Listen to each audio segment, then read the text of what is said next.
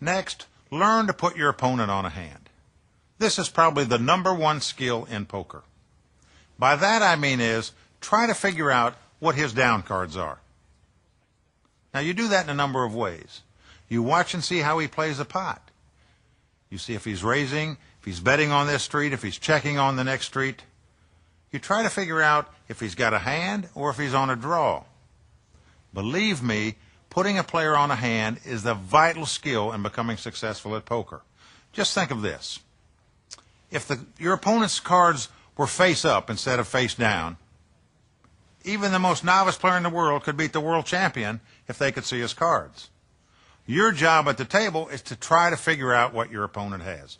Try to guess what his 2 down cards are. And you do that by practicing. And I mean practicing and practicing. Whether you're involved in a pot or not, watch the action and try to guess what a guy has.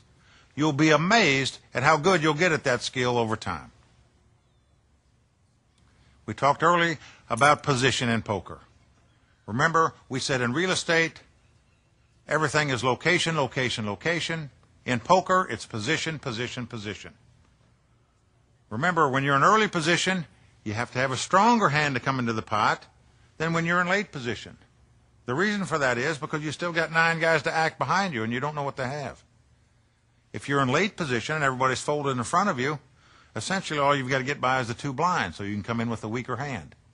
But playing position successfully is a key to being a winner at poker. Let's talk a little bit about bluffing. The first thing you should understand about bluffing is A, that it's an art form, and B, if you're playing low-limit poker, you're better off to throw it out of your repertoire. The best tip I can give you about bluffing is don't try to bluff bad players. They don't know any better. They're going to call anyway. If you're going to make a bluff, figure out who the toughest players at the table are, bluff those guys. They will lay down a good hand.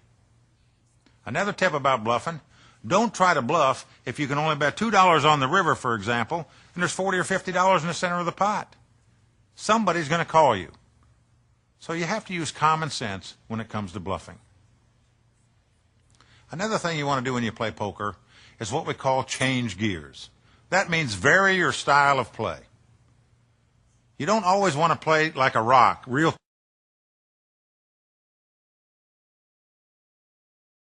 tight, for example, and wait for aces and kings, because everybody at the table will eventually figure that out.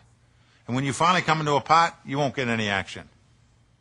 At certain points when you're playing, you want to speed up play a little looser, a little more aggressive, and then you want to flip-flop it and play a little tight, a little solid. Fluctuate your play. The key to being successful at poker is keeping your opponents off balance. Don't let them know what you have. I'm often asked when I travel around, what's the strongest play that you can make in poker? Well, in No Limit Hold'em, I'm very convinced that the strongest play you can make is what we call coming over the top.